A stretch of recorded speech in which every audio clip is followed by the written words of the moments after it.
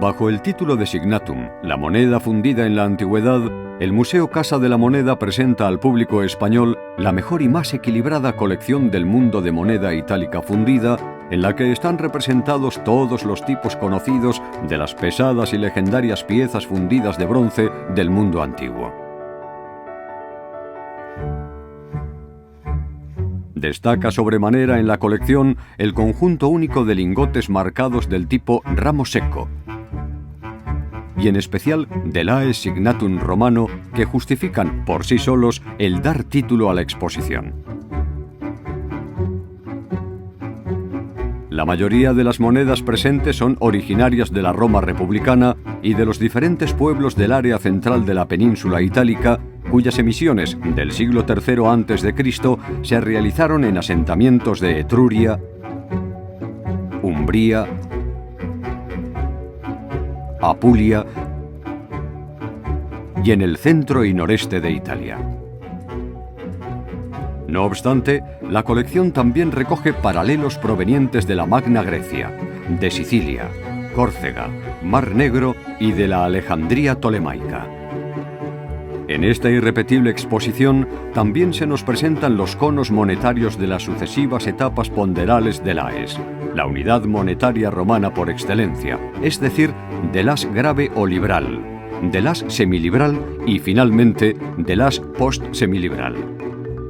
A este último patrón pertenecen algunas piezas míticas de la serie de proa de nave a izquierda, como son el decusis de 10 ases, el quincusis de 5 o el tresis y dupondio de la misma. Haciendo un breve repaso a la historia del primer milenio antes de Cristo, debemos recordar que la península itálica y sus moradores desempeñaron un papel clave en la historia del Mediterráneo al estar estratégicamente situados en su área central y disfrutar de la abundancia de cobre, aunque escasez de plata y ausencia total de oro. El comercio, ya fuera interno o proyectado a los pueblos vecinos, se hacía a través del trueque o mediante el pago con metal en bruto, en especial bronce fundido, que debía ser pesado previamente y que presentaba diversas formas dependiendo de la época y las regiones. Los ejemplares más antiguos de estas piezas premonetarias itálicas no eran más que trozos de cobre o bronce sin trabajar y que podían encontrarse en casi toda la península. Los autores latinos se refirieron a ellos como aes rude o infectum, es decir, bronces vastos, piezas que no tenían un peso estándar y no estaban conectadas con ningún poder emisor centralizado, siendo utilizados desde el siglo VII hasta el siglo IV a.C. Como no era práctico el manejo ni la contabilidad del informe aes rude, que además de su función como medio de pago y de reserva de valor, podía servir como stock de materia prima para la fabricación de objetos de todo tipo, aquellos metales en bruto terminaron por ser fundidos en forma de lingotes rectangulares.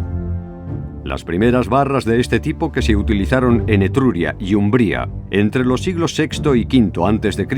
pesaban entre 600 gramos y 3 kilogramos y fueron elaboradas por particulares y no por sus poderes políticos, siendo adornadas con figuras que nos recuerdan a espinas de pescado o espigas de cereal. Son las barras denominadas ramo secco. También fueron utilizadas con función monetaria piezas fundidas con apariencia de conchas, hachuelas, proyectiles para las ondas, etc. Tanto los lingotes metálicos como los aes rude protagonizaron numerosos ocultamientos, evidenciando su función dineraria de reserva de valor, así como la inestabilidad y enfrentamientos habidos entre los diferentes pueblos en una época de grandes cambios socioeconómicos para los pueblos itálicos en general y romano en particular.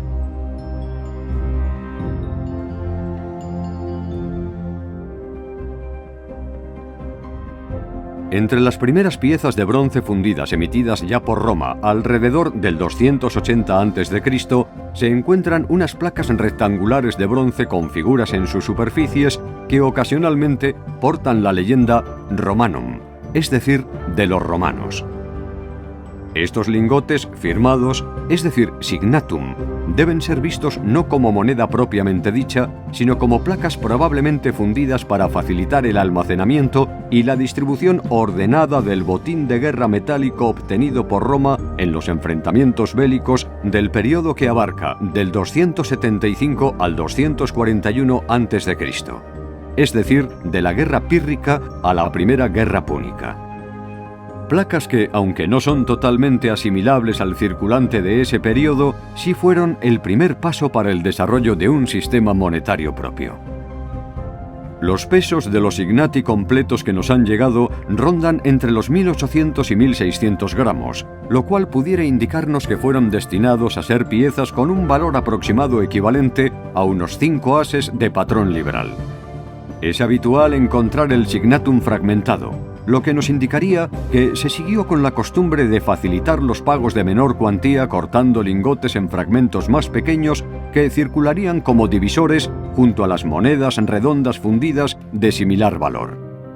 Sin embargo, los signati romanos difieren de los modelos etrusco y umbro en la medida de que las representaciones varían, y en el caso romano sí son elegidos por el poder político emisor, entre las que se reproducen águilas sobre rayos, caballos alados, trípodes, áncoras, flechas, ánforas, pollos, siendo también ilustrado un signatum con bueyes en ambos lados, quizá recordatorio del hecho de que los bóvidos solían ser el principal referente de riqueza itálica en tiempos pasados.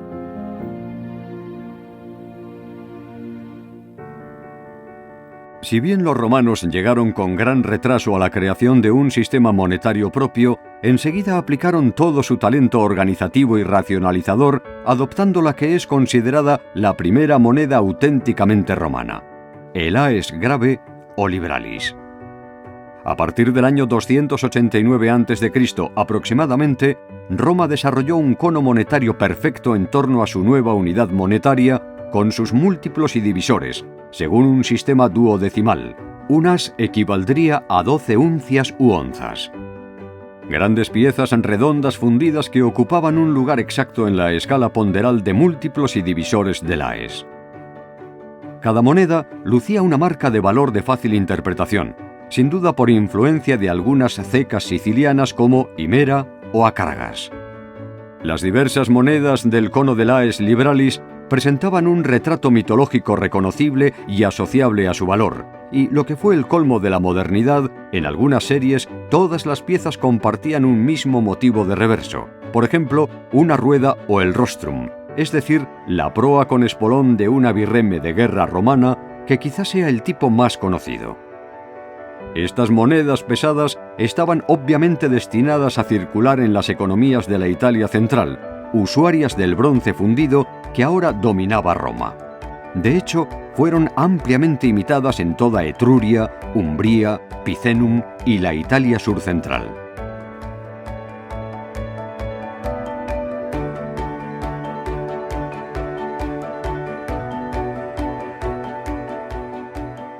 Desde los inicios de la Segunda Guerra Púnica en el 218 a.C., a los romanos les fue de mal en peor en su enfrentamiento con Cartago. El viejo circulante fundido ya no daba respuestas a las crecientes necesidades pecuniarias romanas emanadas de la incipiente situación bélica, por lo que se hizo necesaria una de las primeras devaluaciones monetarias registradas en la antigüedad.